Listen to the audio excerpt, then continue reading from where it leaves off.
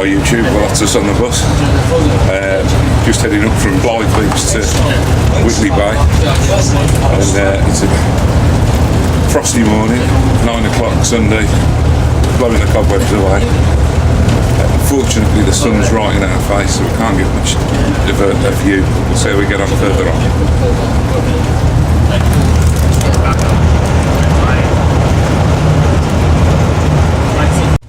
Trying something a bit different as well today. I'm going to try my little Christmas present action cam. It's like a cheapy GoPro, so we'll see how that gets on. I've also got my Nikon D3100 SLR camera, so hopefully get some stills and try that on the video as well. Blend them all together and see which looks the best.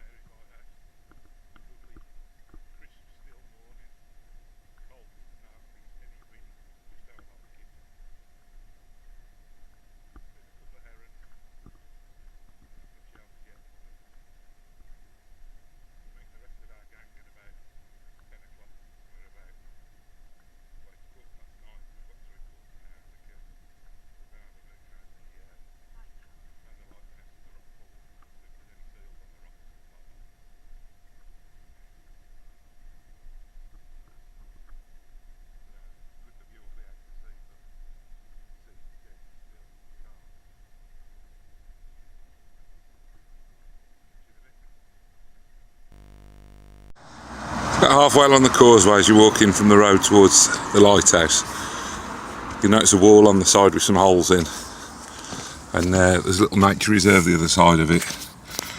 Now if some plonker hadn't forgot the battery out of his camera, he'd be able to do a really nice shot of the ducks and the swans and zoom in and all that kind of stuff, but as it plonker named Pete forgot them. As it happens, yeah, some plonker did forget the battery out of his camera, so I've just added to my backpack weight. Never mind. Nice, nothing overly interesting, just ducks, moorhens, swans. Can't see any herons or anything. All skating about and trying to find a bit of pond without ice on it. So we're just down now, about to cross over and have a walk up towards the lighthouse.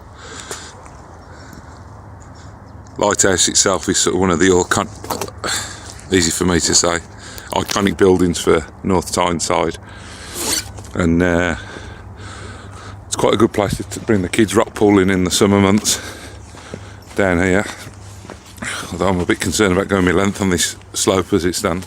Not too slicky. No, it's better. Salty water on here, it's not so bad. So when the tide's out as well, it's quite a nice place to go snorkeling. Just over in this part of the bay here and over there, but obviously you need to watch for the currents and everything, especially when the tide's coming in, because generally it rushes straight along the front here a lot quicker than what you could ever swim at. So just going to walk over onto the island where the lighthouse is, and you sometimes get seals on the back edge of this island, so we're just going to we've got a little bit of time to kill. We're going to have a mooch across and see if there's any seals, and there's a few little oyster catchers running around on the rocks.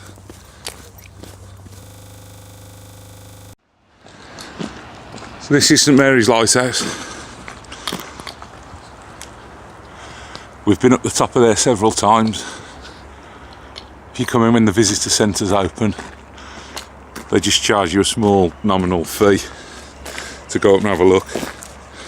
Kids get a certificate when they've done it as well, and the view from the top's nice. You can see right the way down to Tynemouth. The spire in the distance there is at Tynemouth Church. Coming around to Whitley Bay and the Spanish City, all the way down the links and back. Right, just a bit of history for you. You see that big column standing over there? That's where like a ship sunk. So like for the history of that ship, they built a big column for it. Well, there's another story that I've heard, which is if if you line up the chimneys off the main house, which is background there, if you're in the sea and you line up the chimneys of the house with the concrete column there, and then you go out to sea a couple of 100 metres, that's what the divers use as a reference point to be able to locate a sunken wreck. So not something I've ever done, but that's a little bit of history for you. There's also another wreck just, let's walk over this way.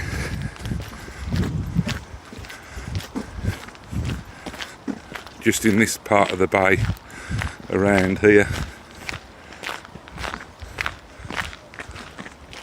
which I've never actually snorkeled round into that bit, but I reckon at low tide, about here, there's probably a good chance that you could actually see it just from the surface. It's one to do for the summer. So later on, our little walk's going to take us along the cliff top path all the way along here. Just about there is an absolutely cracking little touring caravan site. I don't know if it's is it new Hartley or old Hartley? It's top end of Seaton Sluice anyway. There's no caravans there today, but you can get some cracking pictures where you just parked on that cliff top looking out across the sea. Great vantage point for dolphin spotting and stuff like that. Then we'll carry on all the way along the cliff top down to Seaton Sluice, which is over there where the little white house is, and then we'll just pick up Blyth Beach and we're all the way back down to Blyth Beach to where the lifeboat station is. We'll take you on the journey anyway. Come around the other side of the island now, hoping to see some seals, but unfortunately there's a couple of fishermen out, so I think that's put pay to any seals coming on to have a bit of a rest. But it's a lovely still day. You can see right the way down to the windmills at Blyth from here, and it's the water's as still as anything. It is, isn't it?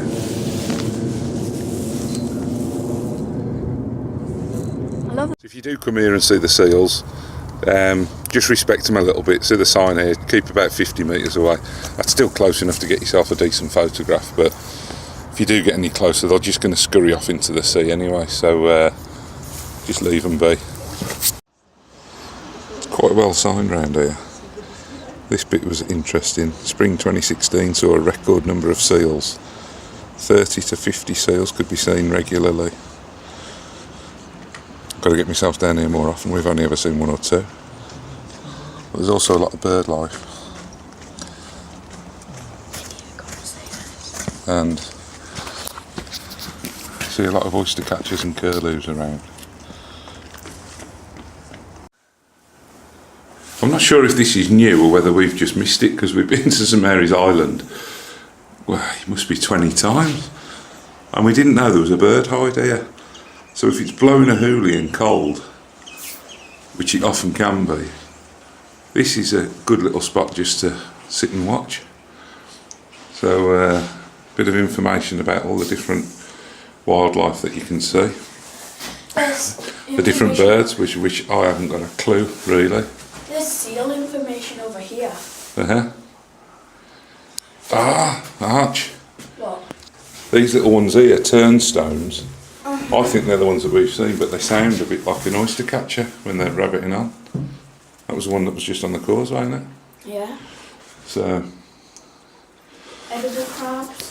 Oh, have you seen that? Lumps of crabs. There you go. We'll sign the visitor book.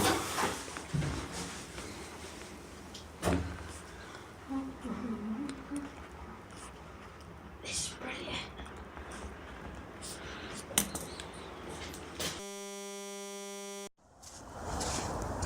There's a huge, great barge type thing. Try and zoom in.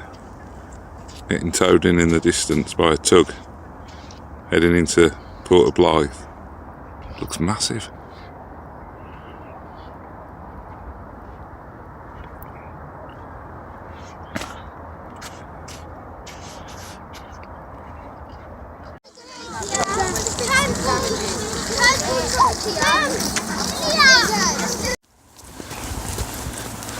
Just coming along by the caravan park that I described earlier. That's it, just the other side of this netting, and that's the view when you wake up in the morning out to sea.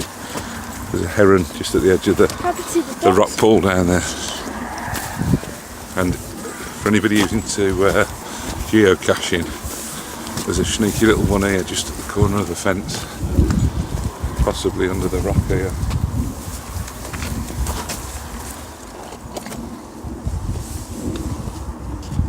Put it back then.